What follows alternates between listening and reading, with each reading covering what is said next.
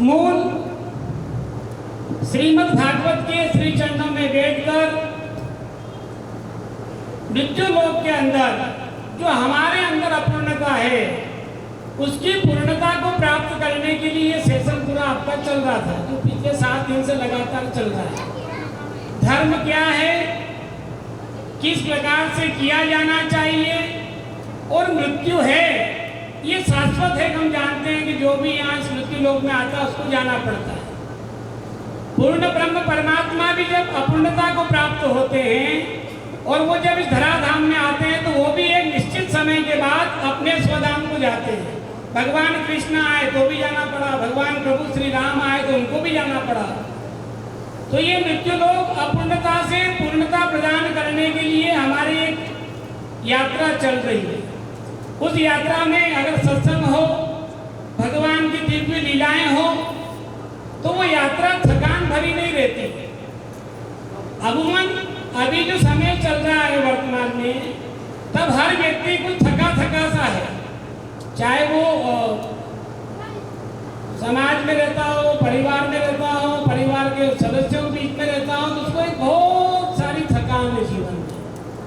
उसको उधर पोषण के लिए भागम भाग करना है, कहीं कुछ अच्छा, कहीं कुछ बुरा, कहीं किसका सुनना, कहीं किसको सुनाना, इन सब से उसकी थकान बहुत ज़्यादा हो रही है। श्रीमद् भागवत की जो कथा है ये उस थकान को भी दूर करती है और उस परमात्मा से हमारा संबंध स्थापित करती है।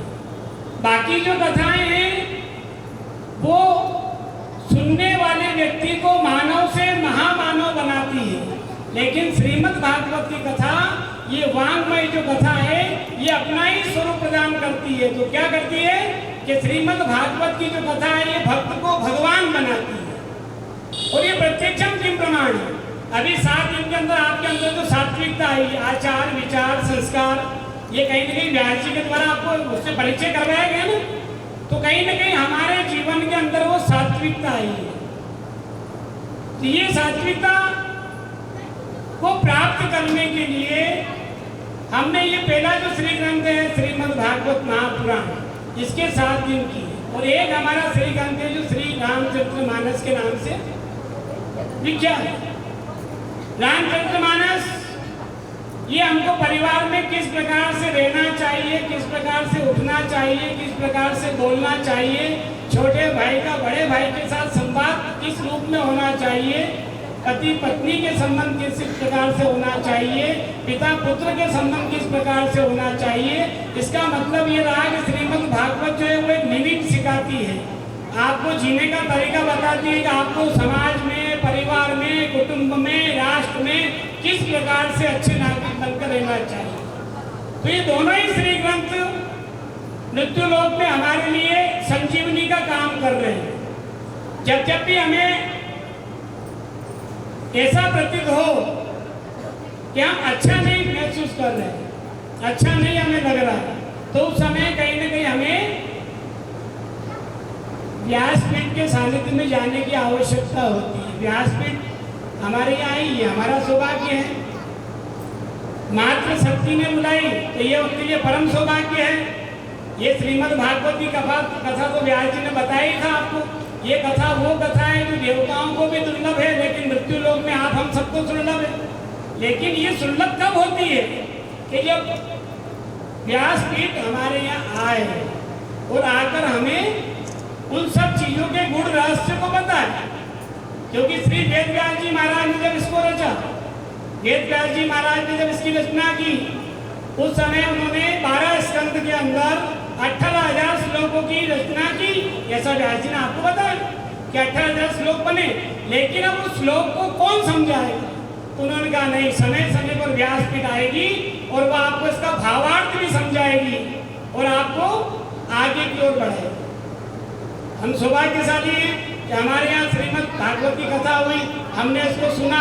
बाकी तो ये बहुत बड़ा एक विषय है श्रीमद् भागवत सप्ताह, वो 7 दिन में कभी पूरी नहीं होती। अब व्यासपीठ आज यहाँ है, अभी बीच में महाराज जी कथा महत्वपूर्ण सिटी में चल रही थी, वहाँ से जब कथा आगे आई तो फिर नागदा आगे, हो सकता अब यहाँ से फिर आगे जाने वाली। व्यासपीठ का काम है धर्मो रक्षति रक्षिता, ये धर्म की रक्षा के लिए सदैव तत्पर देती है व्यास, कहीं न कहीं हमें हमारे धर्मशास्त्र के बारे में बताती है। बाकी तो ये बड़ा विस्तृत ज्ञान है, भूल लो, भवर, स्वर लो, महल लो, जल लो, तब लो, अतल वितल सुतल तलातल महातल सातल पाताल। अब कितना बड़ा, इन लोगों का वर्णन करो तो 7-7 दिन की कथा भी कर दो तो भी इन लोगों की वर्णन नहीं हो पाता। लेकिन कुछ प्रसंग ऐसे हैं जो व्यास जी उसमें आपको सब चीजों को बताते हुए आज 7वें दिन तक आपको लेके आए। कई आख्यान बीच बीच में आए, कई कथाएं आई, गजग्राह की कथा आई तो भी आपको सुनाई, हिरण्यकश्यप की कथा आई तो भी सुनाई, रुक्मणी का विवाह आया तो भी सुनाया। तब जाकर हम लोग आज ऐसा महसूस लग रहा है कि 7 दिन कहाँ गए पता पड़ा क्या आपको? ऐसा लगा कि 7 दिन जल्दी जल्दी चले गए, क्योंकि जब हम धर्म की छाया के अंदर होते हैं, उसकी करुणा, उसका वात्सल्य हमें प्राप्त होता है, तो उस समय का निर्धारण नहीं किया जा सकता। लेकिन हम सतोकर्मी बने रहें, इसलिए बार बार समाज के अंदर कभी संतों का आगमन होता है, कभी बड़े बड़े आचार्यों का आगमन होता है, कभी व्यासपीठ का आगमन होता है। ऐसे महानुभाव के माध्यम से हमें ज्ञात होता है कि हमको किस प्रकार से इस मृत्यु लोक से आगे की यात्रा में जाना है। श्रीमद् भागवत की कथा बहुत छोटे में अगर समझना हो तो मृत्यु को सुधारने की कथा है। सबसे पहला ही प्रश्न तो स्टार्टिंग में यही किया है। राजा परीक्षित सुखदेव मुनि से ये कहते हैं कि मृत्यु को 7 दिन के अंदर अगर किसी व्यक्ति की मृत्यु होती है तो उसको कैसे कल्याण के साथ वो अपने गंतव्य तक जा सकता है। राजा परीक्षित और सुखदेव मुनि का जो संवाद है यही तो श्रीमद् भागवत की कथा है। और राजा परीक्षित स्वार्थी नहीं है, वो अपने लिए प्रश्न नहीं कर रहे। राजा परीक्षित ने तो उस समय आप हमारे सबके लिए प्रश्न कर कि 7 दिन में जाने वाले को ऐसा कौन सा कर्म करना चाहिए जिससे उसको प्रेत योनि की प्राप्ति नहीं हो। तो उन्होंने कहा कि श्रीमद् भागवत की कथा सुनने से प्रेत योनि की प्राप्ति नहीं होगी। और यही कथा जो है 12 स्कंद में गई। लेकिन ऐसे वेद व्यास जी महाराज भी विस्तृत दिखाई देते हैं।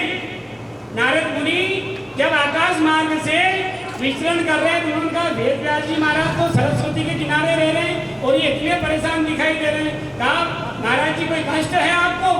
बोले मुझे परम कष्ट है। बोले कौन सा कष्ट है? बोले मैंने जो है 17 पुराणों की रचना की। 17 पुराण रचने के बाद मुझे ऐसा लगा कि मेरा मन प्रसन्न नहीं है, तो 18वें पुराण के रूप में मैंने महाभारत की रचना की कि सभी वर्ण के लोग महाभारत को पढ़ सकते हैं। 17 पुराण रचे उन्होंने, 18वें पुराण के रूप में श्रीमद् महाभारत की रचना की। अब इतना करने के बाद भी उनका मन अशांत है, तो नारद मुनि ने कहा कि मैं बताता हूँ क्यों अशांत है। जब कथा प्रारंभ होती है तो बाल्यकाल से प्रारंभ होना चाहिए। 10वें स्कंद के उत्तरार्ध और पूर्वार्ध में जाके उनको ये ज्ञान होता है कि मैंने भगवान लाला की बाल लीलाओं का वर्णन नहीं किया। तब जाकर 10वें स्कंद में जाकर वेद व्यास जी महाराज ने भगवान की बाल लीलाओं को लिखा। और जब उनको बिल्कुल शांति का अनुभव हुआ, उन्होंने कहा मुझे बड़ा अच्छा लग रहा है। अरे अब आज के युग में तो कोई आदमी अगर छोटी सी पुस्तक भी निकालता है कितना प्रसन्न हो जाता है कि मैं इसका संपादक हूँ, मैंने इसको रचा है, मेरी रचना है। लेकिन वेद व्यास जी महाराज को कब शांति हुई कि जब भगवान की बाल लीलाओं को उन्होंने पीछे जाकर लिखा। जब इस मृत्यु लोक में हम रहते हैं और आपको अगर अच्छे रूप में रहना है तो हमेशा आपके अंदर बाल स्वरूप विद्यमान रहना चाहिए। जितना आपको जड़ता लाना है तो आप अपने आप को बड़े बड़े बड़े बड़े करते जाओ, आपके अंदर जड़ता चली आएगी। बड़े हम स्वयं नहीं बन सकते, वो तो समय आपको बड़ा बना देगा। इसलिए धर्म, अर्थ, काम, मोक्ष, ये सब चतुर्विध जो चीजें हैं ये मृत्यु लोक में हम साहित्यता से धर्म के शरण में रहकर प्राप्त कर सकते हैं। जब जब हम धर्म के सानिध्य में होंगे तब तब आपको दिशा पूरी मालूम रहेगी कि धर्म के अनुकूल मुझे कमाना है, धर्म के अनुकूल मुझे सेविंग करना है, बचाना है, धर्म में जाके लगाना है। आज मातृशक्ति ने धर्म के लिए कुछ बचाया होगा तब तो श्रीमद् भागवत की कथाएं हो रही प्रांगण के अंदर। ये केवल मातृशक्ति का अपनी सोच, उनकी नैष्ठिक निष्ठा और श्रीमद् भागवत की कथा जब आज हमारे इस पवित्र प्रांगण में हो रही है तो ये निश्चित ही बड़ा प्रशंसनीय है। और मेरा तो ये मानना है कि आप लोग 7 दिन के अंदर आप लोगों ने जो जो चीज़ें व्यासपीठ के माध्यम से प्राप्त की है, बहुत ज़्यादा भी आपको ले जाने की जरूरत नहीं है। 2-4 चीज़ें भी अगर आप लेके जाओगे ना, तो आपका भगवान से अनुबंध हमेशा बना ही रहेगा। भक्त और भगवान का संबंध तब तक रहता है कि कुछ चीज़ें वो प्राप्त कर कर जाए। व्यास जी हैं, व्यास जी तो अभी पधार जाएंगे जब श्रीमद् भागवत आगे की ओर बढ़ेगी, लेकिन हम व्यास जी के शब्दों के माध्यम से अगर कुछ चीज़ लेकर जाते हैं और अपने जीवन में उसको लेते हैं, तो आपका जो गंतव्य है, जो पहला प्रश्न है राजा परीक्षित का कि मोक्ष और मृत्यु ये दोनों कैसे सहजता से प्राप्त की जा सकती है, तो उसका यही कारण है कि परमात्मा के गुणगान करते हुए हम इस जीवन पथ यात्रा में आगे की ओर बढ़ सकते हैं और जो जो प्राप्त करना चाहते हैं वो सब कुछ हमें प्राप्त होता है। श्रीमद् भागवत की कथा हुई कल्प वृक्ष है, इससे बहुत कुछ मांगने की आवश्यकता नहीं, ये तो स्वतः ही प्रदान करती है। कल्प वृक्ष तो वही होगा जो स्वयं आने वाले की भावनाओं को समझ जाए, उसको प्रदान कर दे। तो ये जो हमारा श्री ग्रंथ है ये कल्प वृक्ष है, इसमें अमृत ही अमृत है। और वो अमृत हमें कब प्राप्त होता है कि हम जब उसके सानिध्य में हो, तो हमारे जीवन के हृदय पटल पर उसको इंगित करते चले। मुझे आशा ही नहीं, अभी तो पूर्ण विश्वास है आप लोगों ने श्रीमद् भागवत को बहुत ध्यान से सुना भी है। और पूज्य महाराज श्री तो व्यासपीठ की एक परंपरा को अच्छे रूप में आगे लेकर जा रहे हैं, तो मैं अपनी प्रसन्नता व्यक्त करता हूँ। साथ ही मेरे अपने विचार भी व्यक्त करना चाहूँगा। जैसा कि महाराज जी ने भी स्टार्टिंग में कहा,